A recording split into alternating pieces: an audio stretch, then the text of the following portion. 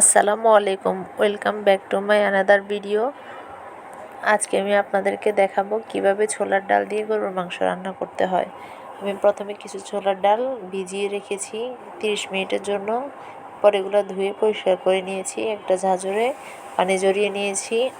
এরপর কিছু গরুর মাংস ধুয়ে পরিষ্কার করে নিয়েছি। তারপর চুলাতে একটা কড়াই বসিয়ে দিয়েছি, কড়াইতে পরিমাণ মতো তেল দিয়ে দিয়েছি। এরপর এর মধ্যে কিছু পেঁয়াজ কুচি দিয়ে দিলাম।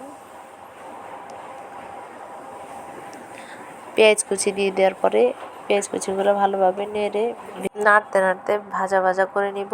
ভাজা ভাজা হয়ে যাওয়ার পরে ওগুলো যখন কালার চেঞ্জ হয়ে আসবে, একটু বাদামি কালার হয়ে আসবে, তখন আমার ভাজা কমপ্লিট হয়ে যাবে। এবং তখন এর মধ্যে আমি 1 টেবিল চা চামচ রসুন বাটা ও 1 টেবিল চা চামচ আদা বাটা দিয়ে দিব। দিয়ে দেওয়ার পরে মশলাগুলো পেঁয়াজের সাথে ভালোভাবে মিশিয়ে নিব। মিশিয়ে এগুলো ভাজতে থাকবো যাতে আদা রসুনের গন্ধ চলে যায়, ওই পর্যন্ত ভাজতে থাকবো। ভাজতে ভাজতে যখন আদা রসুনের গন্ধ চলে যাবে এবং সুন্দর স্মেল আসবে, তখন এর মধ্যে সামান্য পরিমাণ পানি দিয়ে দিব মশলাগুলো কষানোর জন্য, গুঁড়া মশলাগুলো। পানি দেওয়ার পরে আবার মশলা আদা রসুনের সাথে পেঁয়াজের সাথে এগুলো মিশিয়ে নিব পানিগুলো। এরপর 1 চা চামচ লবণ, 1 চা চামচের কম হলুদ গুঁড়া, 1 চা চামচ ফুল মরিচ গুঁড়া। মরিচ গুঁড়া একটু বেশি দিতে হবে, গরুর মাংসের ঝালটা একটু বেশি লাগে। এরপর 1 চা চামচ ধনিয়া গুঁড়া, 1 চা চামচ জিরা গুঁড়া ও 1 চা চামচ গরম মশলা গুঁড়া, 1 চা চামচের কম। এরপর এগুলো মশলাগুলো ভালোভাবে আবার তেল, পানি এবং এর সাথে পেঁয়াজের সাথে মিশিয়ে নিতে হবে। মিশিয়ে নিয়ে এগুলা তেল উঠে আসা পর্যন্ত কষিয়ে নিতে হবে।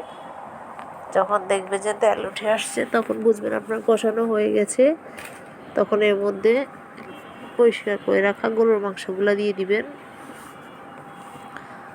গরুর মাংসগুলো দেওয়ার পরে এগুলো আবার মশলার সাথে মিশিয়ে নেবেন, ভালোভাবে নেড়ে চেড়ে মশলার সাথে উপর নিচ করে নেবেন, যাতে মাংসের প্রত্যেকটি গায়ে যাতে মশলা ঢুকে, তাহলে টেস্ট ভালো আসবে, ভিতরে মশলা পরিমাণ মতো যাবে।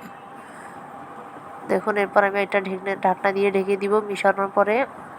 এরপর 5-10 মিনিট পরে আসার পর দেখবেন যে এগুলো থেকে অনেকটা পানি বের হয়ে আসছে।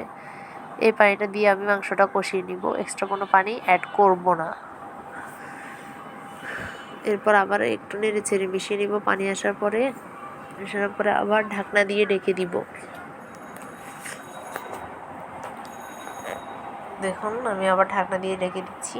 ঢেকে দেওয়ার আবার 5 থেকে 10 মিনিট পরে আবার এসে ঢাকনা উল্টিয়ে একটু নেড়ে চেড়ে দিব।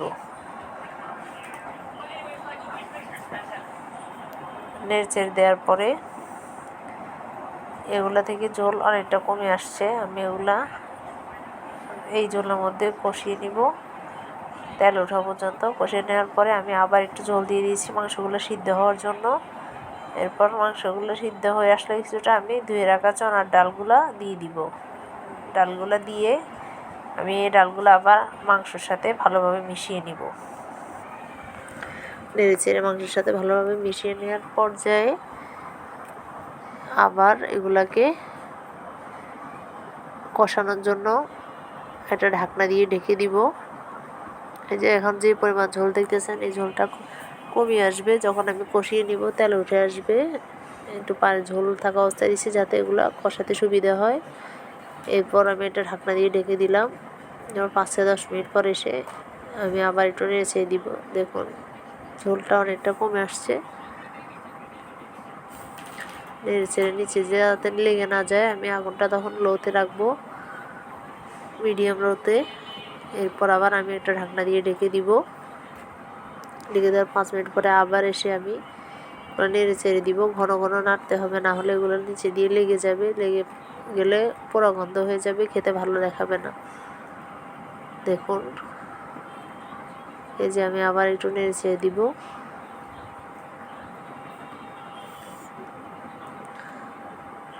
এভাবেই ছোলার ডাল দিয়ে আপনারা খুব সহজেই গরুর মাংস রান্না করতে পারবেন। এটা যে কোনো কিছুর সাথে খেতে অনেক মজার হয়। গরম ভাত কিংবা রুটির সাথে, পরোটার সাথে যে কোনোভাবে আপনারা খেতে পারবেন। এরপর আবার আমি 5 থেকে 10 মিনিট পর এসে আবার নেড়ে দিলাম।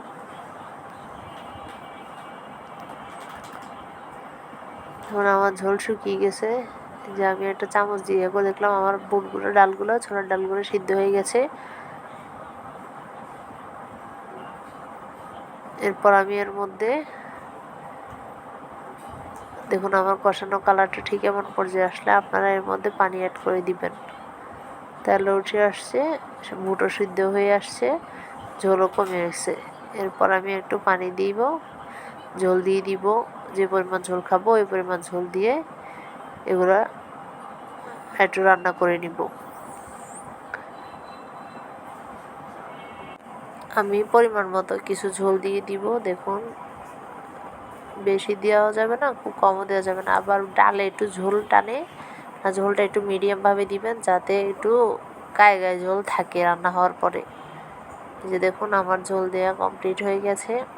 এরপর আমি এগুলো আবার একটু রান্না করে নিব। দেখুন আবার একটু রান্না করে নিব। আমি আবার একটু ঢাকনা দিয়ে ঢেকে দিব। ঢাকনা দিয়ে ঢেকে দেওয়ার পরে আমি কয়েকটা বলক নিয়ে এসেছি। আমার রান্না প্রায় হয়ে গেছে। আমি একটু ঝোল ঝোল রাখবো, কারণ ডালে অনেকটা ঝোল শুকিয়ে নেয়। এজন্য আমার রান্নাটা ভালো থাকলে আমার পাশে থাকবেন। আল্লাহ হাফেজ, আসসালামু আলাইকুম। সবাই ভালো থাকবেন, সুস্থ থাকবেন।